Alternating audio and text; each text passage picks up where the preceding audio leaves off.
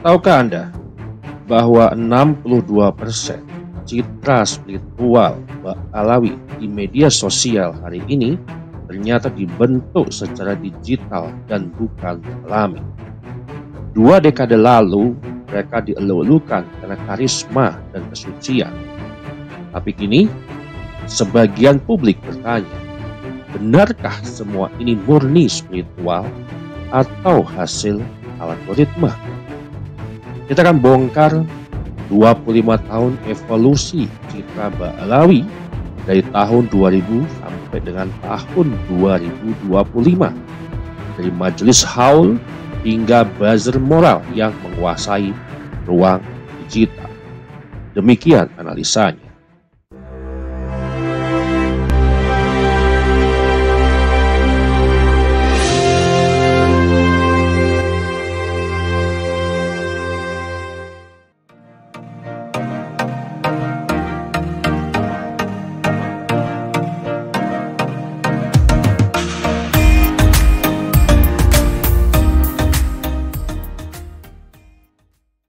Bismillahirrahmanirrahim. Assalamualaikum warahmatullahi wabarakatuh. Sahabat Charlie, dimanapun berada, tentunya selalu dalam kondisi sehat-sehat walafiat.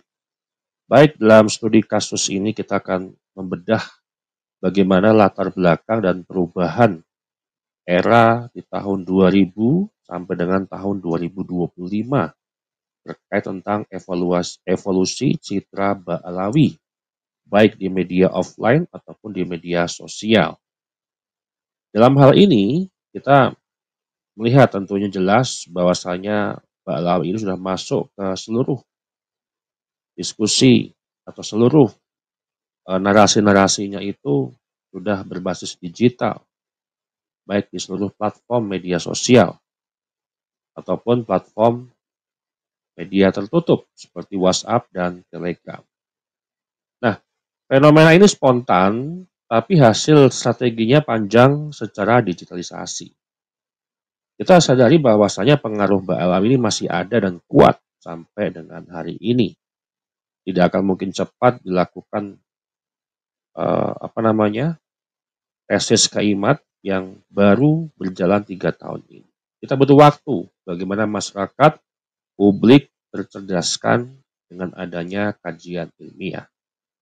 Dalam sudut pandang saya menyampaikan di sini adalah dalam sudut pandang analisa jangka panjang yang saya telusuri baik dari jejak manual non-digital sampai dengan jejak digital yang sekarang makin masif memberikan sebuah konten-konten terkait tentang Alawi. Citra Alawi terlahir juga sebenarnya di ruang digital.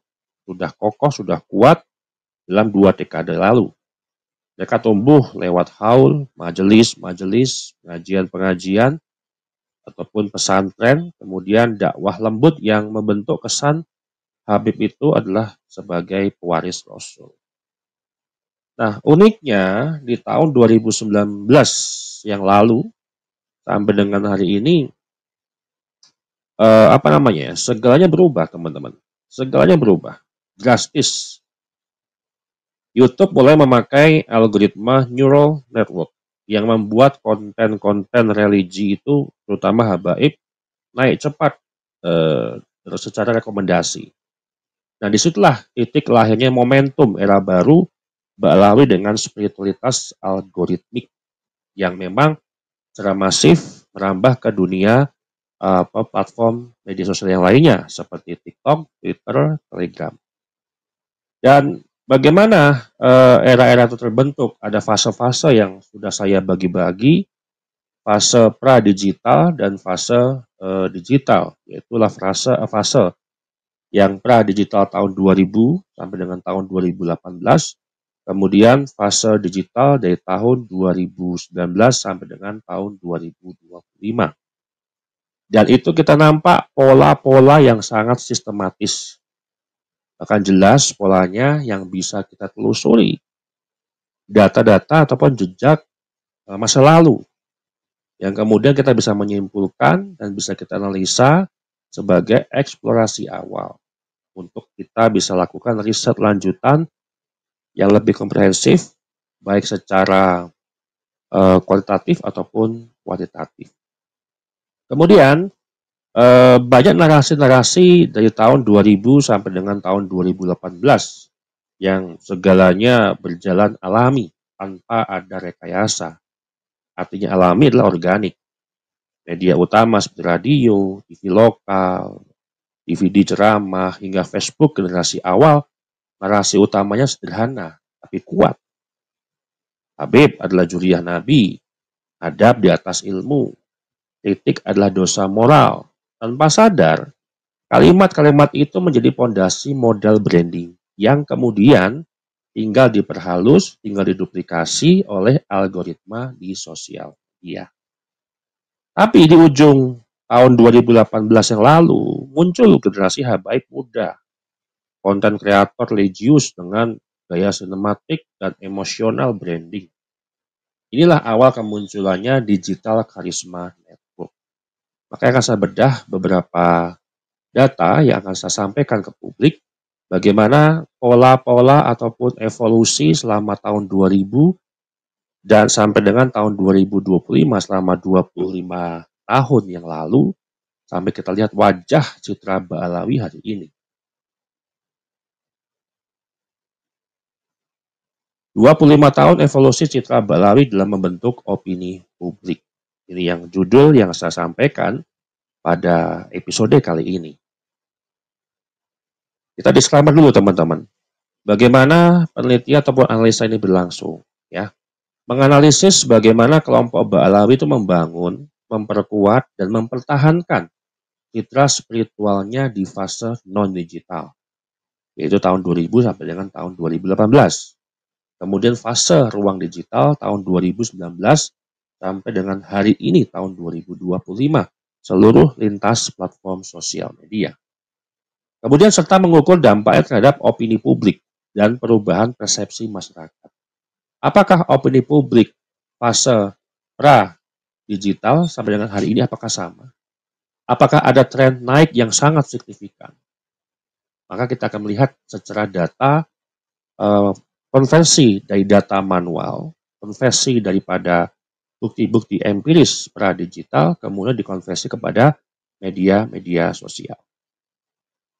Yang pertama, ada pertanyaan. Mengapa ada dua dataset, yaitu fase non-digital dari tahun 2000 sampai 2018 dan fase digital mulai tahun 2019 sampai tahun 2025? Ini pertanyaan besar yang mungkin pemahaman hari ini untuk bisa dijawab.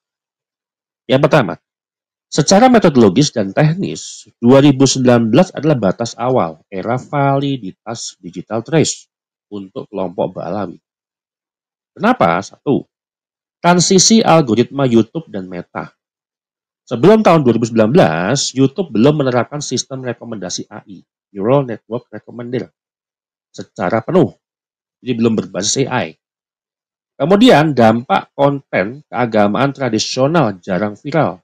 Engagement-nya masih organik dan sporadis. Bahkan hampir 100% itu organik tanpa ada sebuah rekayasa. Bayangkan ketika ceramah tahun 2000 di TV nasional, tanpa ada didukung infrastruktur sosial media, bagaimana kita bisa menganalisa polarisasi, menganalisa persepsi publik, karena hanya dilihat di TV nasional, yang masing-masing seluruh penduduk Indonesia tidak seimbang menggunakan antena. Ada yang pakai UHF, ada yang pakai parabola, mungkin ada yang pakai TV kabel generasi pertama waktu itu, dan kualitas video juga tidak mungkin sama. Dan bagaimana publik bisa mengomentari dari sebuah tayangan yang berada di TV nasional. Beda dengan sekarang. TV nasional pun juga sudah berubah juga menjadi digital yang ada di sosial media. Ketika misalkan salah satu TV nasional dengan jaringannya sendiri berdiri itu menayangkan live, maka di sosial media pun juga dengan akun TV media sosial, TV nasional itu juga menayangkan hal yang sama, sehingga mudah untuk dikomentari. Nah, kemudian mulai akhir 2019, konten religi, habaib, dan spiritual itu mendapat visibility boost signifikan akibat sistem What's Next suggestion. Dan YouTube Short itu mulai ada di tahun 2020 versi beta, sehingga mudah untuk viral. Tidak perlu video panjang, namun short yang hanya menerapkan 15 detik sampai 3 menit, ya, itu untuk bisa memberikan sebuah informasi terkait brand image yang dibangun oleh Mbak Lawi. Kemudian yang kedua, data social media listening baru stabil sejak tahun 2019. Tools seperti CrowdTangle, Brandwatch, Walker, dan TweetDeck API versi 2, setiap platform media sosial, itu baru menyediakan indeks data Indonesia yang cukup representatif mulai akhir tahun 2018 sampai dengan tahun 2019. Jadi analisa sebelum itu sangat bias, karena datanya pun tidak lengkap. Tidak lengkap seperti sekarang, misalkan ceramah yang kemarin saya berikan sebuah titik ketika ceramah di podcastnya Corbusier yang menghadirkan Habib Jindan dan Habib Umar bin Hafiz, itu juga kita bisa telusuri, bisa kita tracking bagaimana komentar itu dibentuk. Beda dengan zaman dahulu, baru-baru kita bisa melihat skrip komentar ataupun dengan social media listening ataupun NLP sekaligus, itu sangat sulit untuk transformasi data yang diberikan oleh platform tersebut. Kemudian yang ketiga, transformasi pola komunikasi Mbak Lawi. Sebelum 2019, aktivitas Mbak Lawi lebih bersifat offline, door to door ya. Artinya masih pakai konvensional. Dari haul ke haul, majelis ke majelis, dan pesantren tradisional. Belum ada strategi komunikasi sistematik lintas platform. Baru setelah munculnya generasi habaib muda, itu kelahiran 1980 sampai dengan 1990-an, yang aktif di YouTube ataupun IG. Strategi image lah yang dibangun mulai saat itu. Sehingga lebih mudah ke generasi milenial, Gen Z, orang suka karena muda. Figurnya sosok yang muda, gaul, dan seterusnya. Kemudian yang berikutnya, perubahan demografi audiens. 2019 menandai titik ketika generasi Z Muslim Indonesia menjadi pengguna dominan di TikTok dan YouTube. Banyak YouTuber ataupun TikTokers yang berasal dari generasi Z Muslim yang memberikan sebuah konten-konten edukasi. Target audience yang sangat rentan terhadap emosional branding dan digital karisma, sehingga memicu pergeseran strategi komunikasi Mbak Lawi ke ranah digital. Mereka sudah menemukan tokoh titiknya siapa. Mereka sudah menemukan target sasarannya siapa. Generasi Z, berarti kan umurnya masih sangat muda. Bahkan belum ada lulusan perguruan tinggi manapun. Artinya masih di angka masih batas pendidikannya SMA bawah untuk secara pendidikannya. Yang itu yang mudah dibentuk dan mudah untuk dibuatkan pemahaman terkait image daripada Mbak Lawi. Nah, kemudian yang kedua, bab kedua, kita masuk bab kedua ya. Bagaimana sih rekonstruksi pola sebelum 2019? Itu tahun 2000 yang lalu sampai dengan tahun 2018.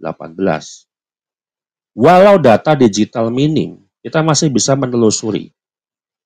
Ya, kita masih bisa menelusuri untuk jejak narasi dan citra Mbak Lawi di ranah pra-digital dari sumber sekunder, ya, baik arsip dan observasi yang naratif. Periodenya kita lihat dari tahun 2000 sampai dengan tahun 2005. Pola komunikasinya adalah dakwah tradisional berbasis majelis taklim dan haul habib. Oke, haul habib, majelis habib hari ini penuh, itu adalah sebuah warisan atau pola komunikasi ataupun warisan yang sudah ditanamkan sejak dahulu. Sudah menjadi sebuah tradisi turun-temurun. Jadi ketika ada muhibin yang bilang, Tesis Keiman gak laku tuh, haulnya masih rame, pengajian Habib masih rame, masih banyak di hari, itu nggak masalah. Karena memang sudah terbentuk polanya di awal. Itu organik kok. Kita akui itu organik, bukan rekayasa. Ketika dibentuk dari awal sampai dengan hari ini. Namun, di dalam beberapa analisa yang saya sampaikan sebelumnya, terkait tesis Keimat, yang pernah disampaikan juga oleh saya dan Keimat juga sampaikan, 63% percaya bahwasanya habaib bukan cucu Nabi. Nah, tetapi di dalam 63% itu masih banyak variabel yang kita pecah. Misal, dari 63% tadi, itu 20%-an, sekitar 20%-an, itu mereka percaya bahwa Habaib itu bukan cucu Nabi, dan percaya bahwa tesis Keimat ini adalah menggugurkan nasab Ba'alawi.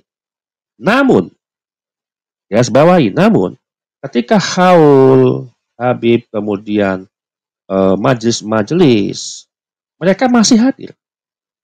Karena bentuknya loyalitas yang sudah dibentuk lama. Sehingga tidak pengaruh. Ada yang pengaruh, ada yang tidak sama sekali.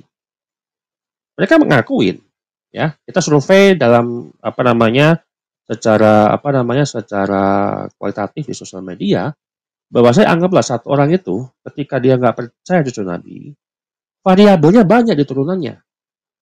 Jadi tidak hanya dia saklek, dia tidak percaya bahwa cucu Nabi, tapi bahwa dia nggak percaya kepada cucu Nabi, tapi ketika haul itu masih hadir.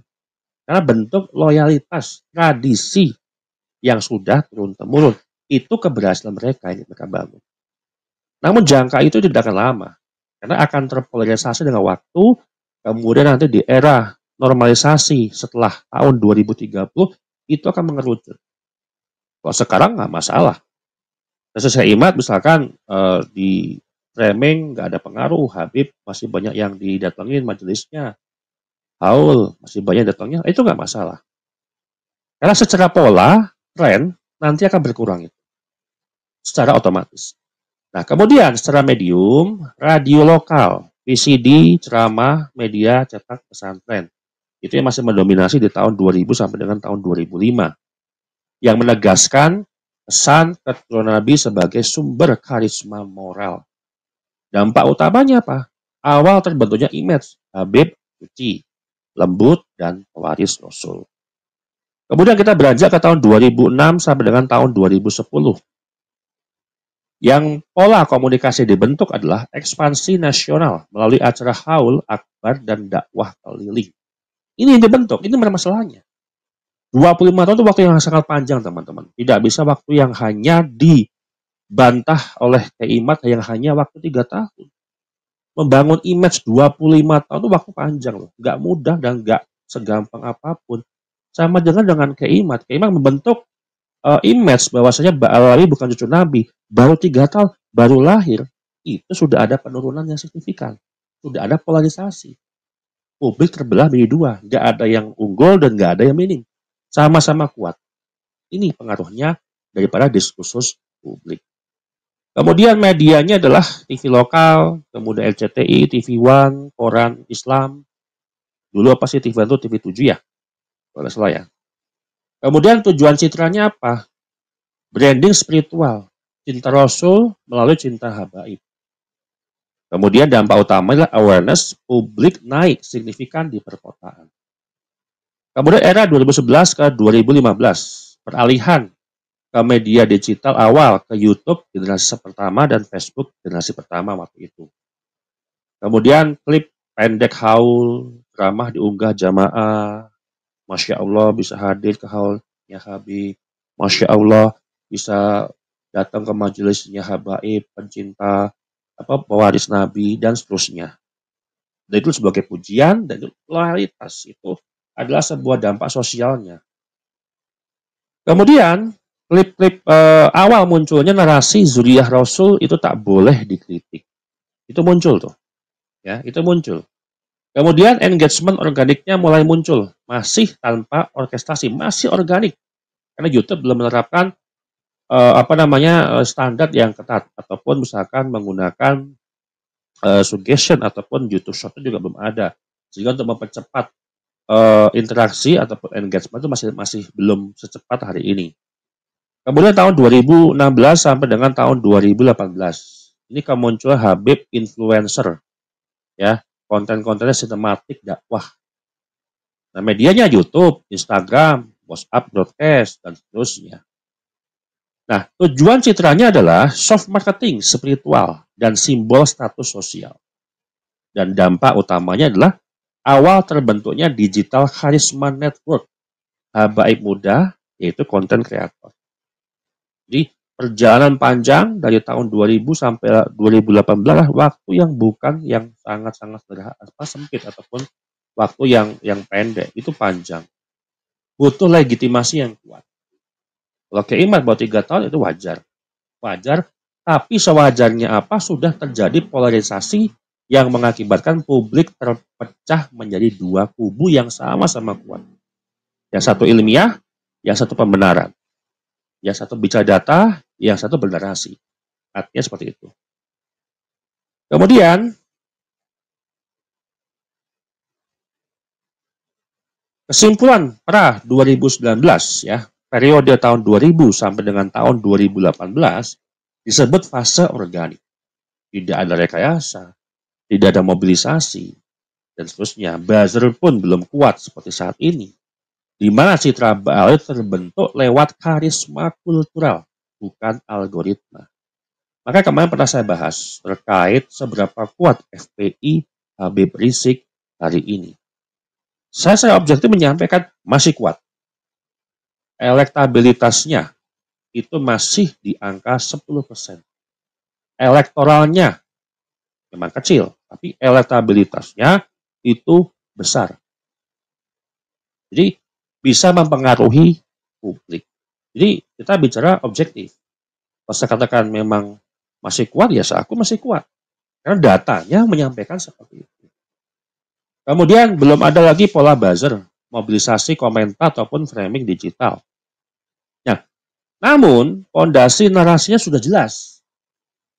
Ya, habaib adalah zuriyah Nabi. Adab di atas ilmu. Kritik sama dengan dosa moral. Ini yang sudah kita kumpulkan data-datanya secara acak.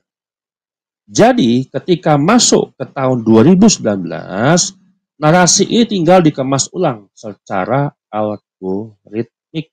Walaupun di saat itu masih ada kasus tentang Habib Rizik, kemudian ada pembubaran FPI tahun 2020 dan seterusnya, ya. Jadi itu memang problematik karena FPI, kemudian Habib Rizik, kemudian Ba'alawi itu adalah variabel yang tidak bisa disatukan. Yang satu ormas, yang satu figur sosok karismatik, yang satu kelompok sadah ataupun keluarga. Jadi masing-masingnya itu mempunyai variabel yang berbeda. Kalau kita ngukur itu sangat sulit karena tidak bisa disatukan, ya. Kemudian bagaimana kita melihat transisi di tahun 2018 sampai dengan tahun 2019? Turning point digitalisasi citra Ba'alawi hari ini. Yang pertama, event penting, maraknya konten Halo Habib diunggah ulang oleh channel fanbase Habib. Pasti di situ dengan captionnya jamaah yang hadir membludak. Ribuan jamaah yang hadir di Haul Solo katakanlah. Masya Allah. Karena caption-caption itulah yang digunakan oleh channel-channel fanbase Habaib untuk membangun otoritas keagamaan berbasis Habaib. Ciri khasnya komentar seragam, jam tayang malam, respon cepat, kemudian embrio koordinasinya digital. Karena semua serba digital, maka koordinasinya pun cukup dengan WhatsApp dan Telegram, maka semuanya serentak di jam-jam tayang yang sama.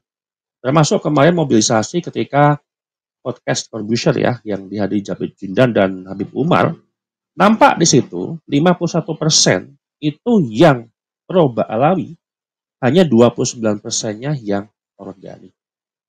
22%-nya adalah sebuah mobilisasi. Ada boot buzzernya, kemudian akun yang lama tidak aktif, kemudian tiba-tiba aktif di tayangan itu, dan seterusnya, yang membuat persepsi publik, mayoritas publik menerima. Logika bagaimana publik menerima, sedangkan ada 32% yang komentar yang tidak yang tidak pro dengan Habaib atau yang kontra dengan Habaib. Bagaimana mayoritas itu masyarakat Indonesia menyukai tayangan itu, sedangkan ada yang anti Habaib ataupun kritik ilmiah.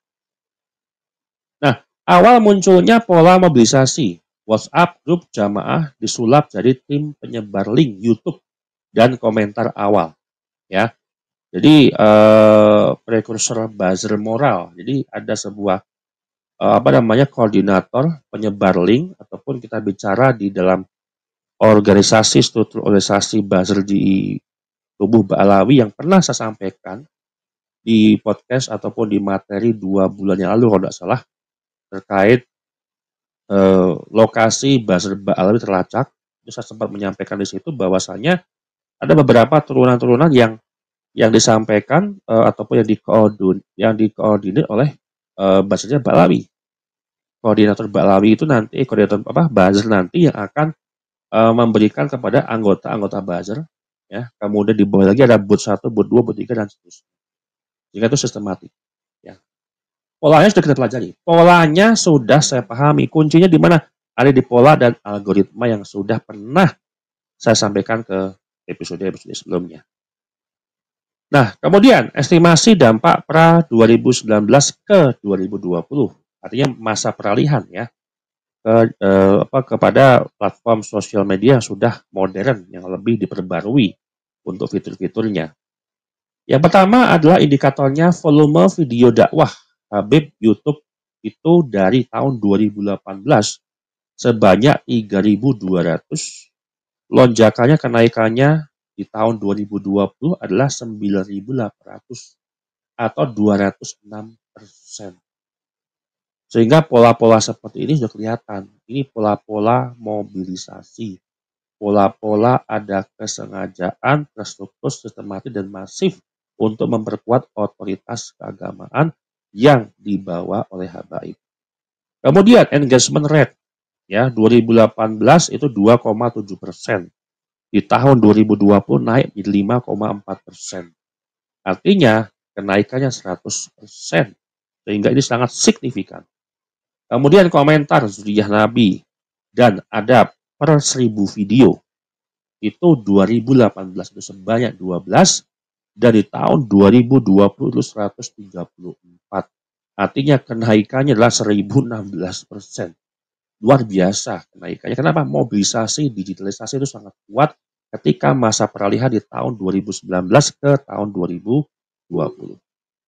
Kemudian akun aktif yang pro Mbak Alawi ini sangat luar biasa. Dari 4.500 menjadi 18.000. Kenaikannya 300%. Ini luar biasa. Akun-akun aktif ini kan akun-akun buzzer yang mereka bangun untuk memperkuat legitimasi tokoh-tokoh Mbak Alawi. Nah, kemudian bagaimana secara historis dan digital terpadu? Kita kombinasikan baik analisis historis sepanjang tahun 2000 sampai dengan tahun 2025 yang dikombinasi dengan digital terpadu, ya. Yang pertama,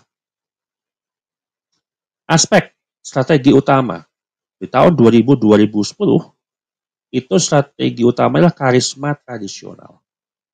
Kemudian 2011 sampai 2018, reputasi sosial dan media konvensional. Kemudian di tahun 2019-2022, digital storytelling dan emotional branding.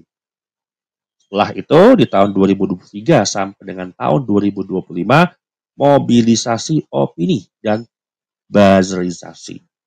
Jadi, apa yang kita sebut dan apa yang kita duga selama ini narasi-narasi Mbak Alawi di sosial media itu semuanya mobilisasi opini. Kemudian platform utama di tahun 2000 sampai tahun 2010 itu majelis dan media cetak. Ya, masih jadul banget, pakai Quran, ya, pakai artikel yang disebar di masjid-masjid dan seterusnya. Kemudian berambah ke tahun 2011-2018 itu TV lokal atau Facebook, masih di generasi pertama. Kemudian 2019-2022 itu masuk ke YouTube dan TikTok. Karena dua platform ini kuat, saling menguatkan untuk algoritmanya. Di tahun 2023 sampai tahun 2025 adalah cross-platform global. 5 platform media sosial itu ditembus oleh narasi-narasi Mbak Alawi. Twitter, Facebook, TikTok, Instagram, dan apa gitu. Udah ya, 4 ya. Nah, kemudian narasi kunci. Di tahun 2000 sampai 2010, Habib sama dengan warisnya Nabi. Kemudian 2011 sampai dengan 2018, adab sebelum ilmu. Kemudian 2019 ke 2022, Zuriyah suci tidak bisa diuji. Wah, luar biasa. Sedangkan waktu itu ceramahnya Habib Rizik di tahun 2023, barang siapa yang ngaku-ngaku zuriat Nabi, tolong cek DNA dan verifikasi. Jadi ada sebuah inkonsisten ya, narasi bahwa zuriyah suci tidak bisa diuji gitu kan. Tapi nggak perlu diuji lah. Itu framing yang mereka bangun. Nah, di tahun 2023 sampai dengan tahun 2025 itu menjaga kehormatan Rasul. Kenapa? Karena berarti itu anti kritik. Mengajak umat untuk menjaga kehormatan Rasul. Nggak usah ngomong-ngomongin habaib. Nggak usah ngomong-ngomongin nasab.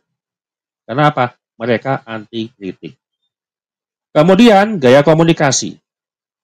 Tahun 2000 sampai tahun 2010 tradisional dan lembut ya.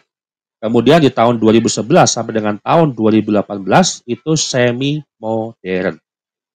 Kemudian di tahun 2019 sampai dengan tahun 2022 itu emosional dan sinematik. Tahun 2023 sampai dengan tahun 2025 reaktif dan terpolarisasi. Kemudian aspek yang berikutnya adalah dampak opini publik. Karisma tinggi, tak ada resistensi. Mulai muncul skeptisme muda. Kemudian tahun 2019, tahun 2022, polarisasi awal. Dan 2023 sampai dengan 2025, itu krisis kredibilitas ilmiah. Kemudian yang berikutnya adalah konversi publik. Ya, 2000 sampai dengan tahun 2010 itu 5-8%. Dan 2011 sampai dengan 2018 itu 12 sampai dengan 15%. Kemudian di tahun 2019 sampai dengan tahun 2022 itu 24,27%. Hampir 2 kali lipatnya teman-teman. Karena memanfaatkan momentum dengan adanya digitalisasi di seluruh platform media sosial.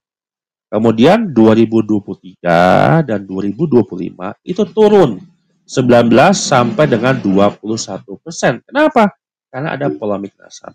Dan tesis Imat sudah membuktikan bagaimana seluruh disiplin keilmuan dari nasab, sejarah, filologi, DNA, rijal hadis juga membuktikan bahwasanya habaib bukan cucu Nabi. Baik, next.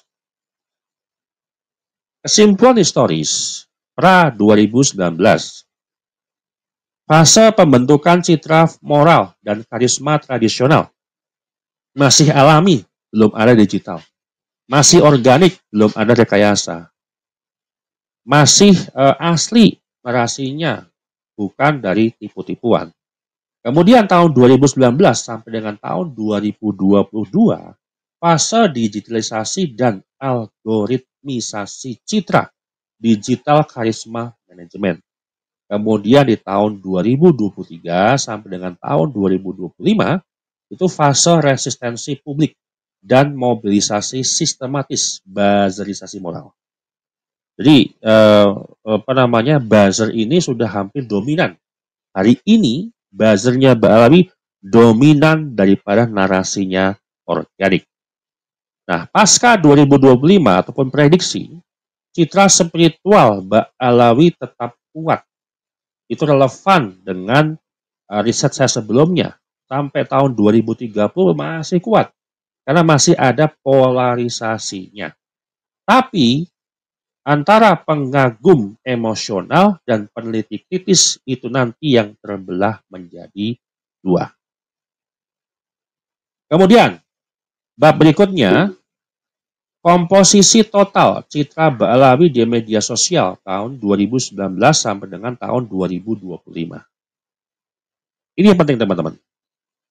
Kenapa saya penting? Ini yang terkait dengan judul hari ini. Nah, dari 100%, ya, kategori narasi Ba'alawi hari ini yang organik, real human engagement, ya, yang berinteraksi manusia asli, orang, ya, bukan robot, bukan fiktif, yang berinteraksi secara natural, alami atau organik itu hanya 38%. Nah, karakteristik utamanya apa? Publik yang tulus mengagumi. Jamaah lama yang sudah terbangun loyalitas sejak tahun 2000. atau simpatisan spiritual tradisional yang sudah mengakar melekat baik di hati, baik di kepala ataupun pikiran. Kemudian validitasnya apa? Komentarnya beragam, timing acak, dan emosi stabil. Kemudian yang kategori kedua, mobilisasi komunitas semi organik. Jadi setengah organik, setengah rekayasa. Itu 27%. Dengan menerapkan tagar yang sama, komentar yang sama, gitu kan? Itu 27%. Dan karakteristik utamanya adalah koordinasi pesan di grup WA, Telegram, dan komunitas Maulid. Ini signifikan dengan contoh kasus podcastnya Corbusier yang menghadirkan Habib Zindan dan Habib Umar bin Hafiz yang hanya 29% yang organik dan 22%-nya itu adalah komentar yang dimobilisasi. Nah, kemudian validitasnya aktivasi spontan tapi dengan arahan tertentu. Jadi arahan narasinya, arahan kalimatnya itu diarahkan oleh pihak-pihak dari Ba'alawi yang mengkoordinir ke bawahnya sehingga pesan, komentar, atau reaksinya adalah mobilisasi komunitas ataupun semi organik. Kemudian terakhir adalah non organik, itu yang bekerja adalah buzzerisasi dan boot network. Itu komposisinya 38%. Akun baru, pola komentarnya identik, kemudian engagement-nya sinkron. Ini kita bisa lacak. Kalau kita bicara ini di tahun 2018 ke belakang, ini sulit. Karena belum menerapkan beberapa API yang versi 2, kemudian belum ada social media listening, kita belum bisa menerapkan network NLP ataupun dengan metode-metode lainnya. Nah, hari ini bisa kita lacak dengan sumber-sumber terbuka. Nah, validitasnya apa? Jejak digital menunjukkan orkestrasi yang sangat sistematis. Jadi jelas, hari ini Ba'alawi ketika kita sinkronkan dengan era pra-digital tahun 2000 sampai dengan tahun 2018, kemudian berubah menjadi era digital, itu sangat terstruktur, sistematis, dan nah, kesimpulan total yang saya sampaikan di sini, hanya sekitar 38% citra digital Ba'alawi benar-benar organik. Sisanya 62% adalah bentuk branding terstruktur dan rekayasa narasi. Baik melalui komunitas digital, tim media dakwah, atau jaringan buzzer yang bekerja untuk mempertahankan dominasi opini publik.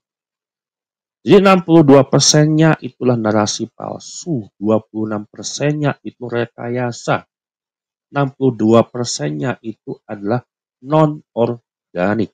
Jadi yang organik hanya 38%. Misalkan dalam satu video dikomentari 100 orang dari klan Ba'alawi, pendukung Ba'alawi ataupun simpatisan Ba'alawi, maka hanya 38 orang yang organik betul-betul manusia. Misalnya, ya tadi, ada mobilisasi komunitas, ada booth dan buzzer, dan seterusnya. Kemudian timeline evolusi branding citra Ba'alawi tahun 2019 sampai dengan tahun 2025.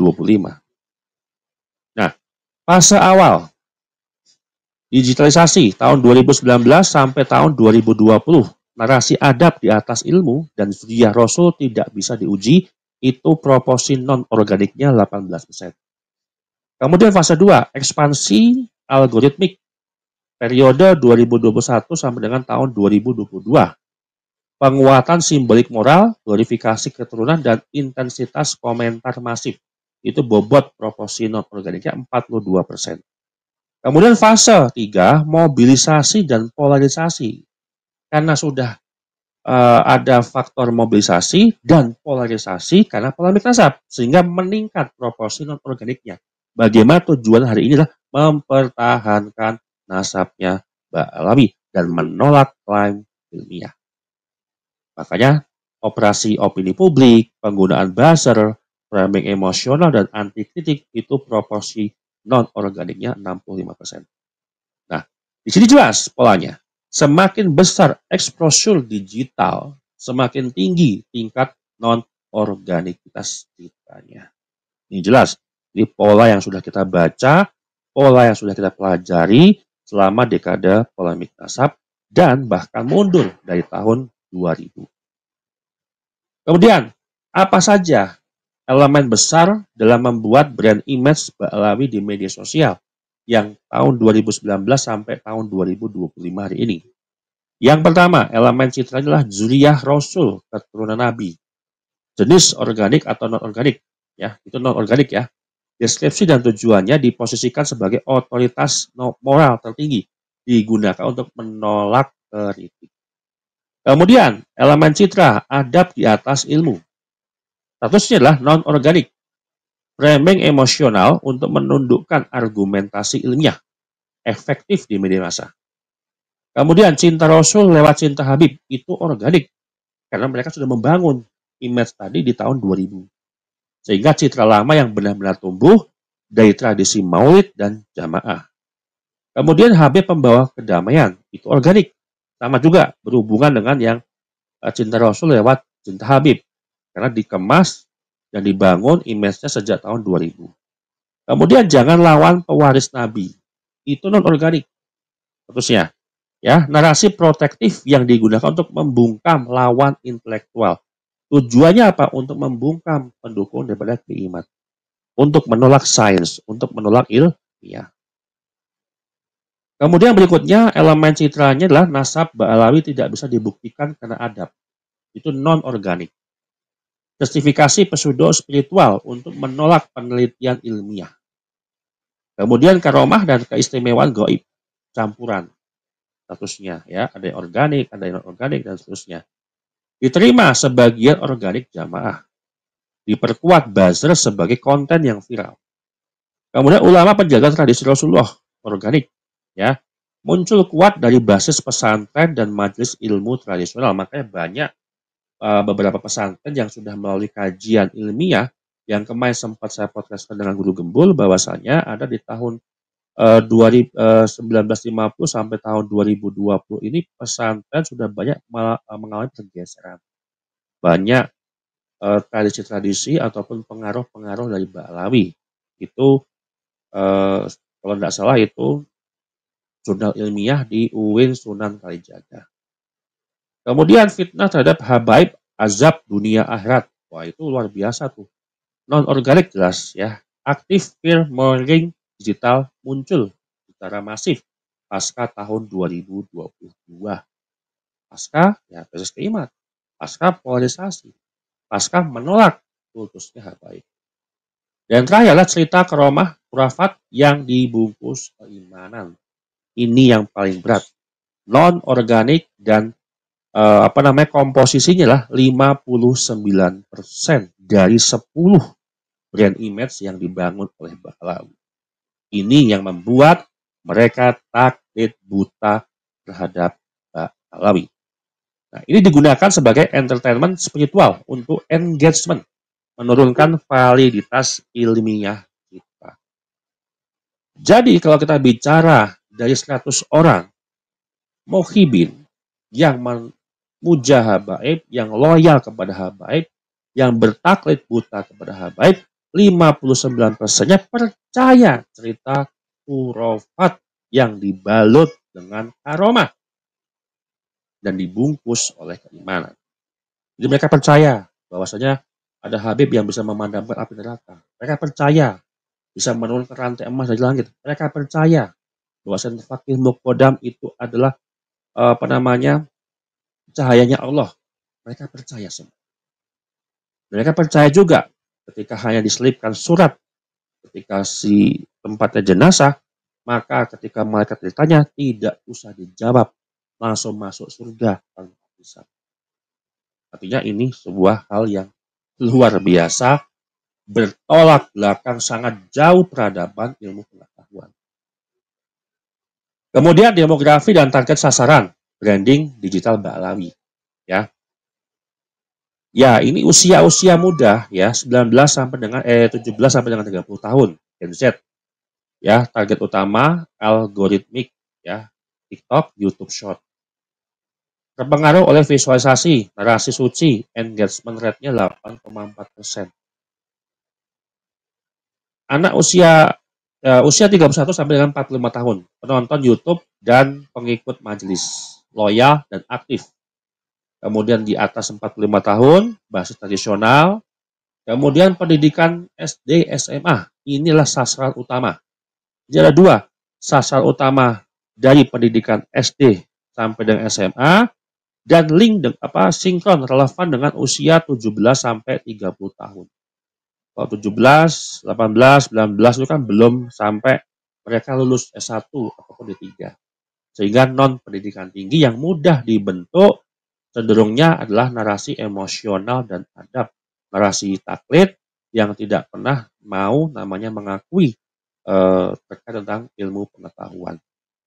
Nah, justru yang pendidikan S2 ke atas itu minoritas, tapi dominan dalam kontra narasi ilmiah. Ini yang terlibat dalam kritik berbasis data.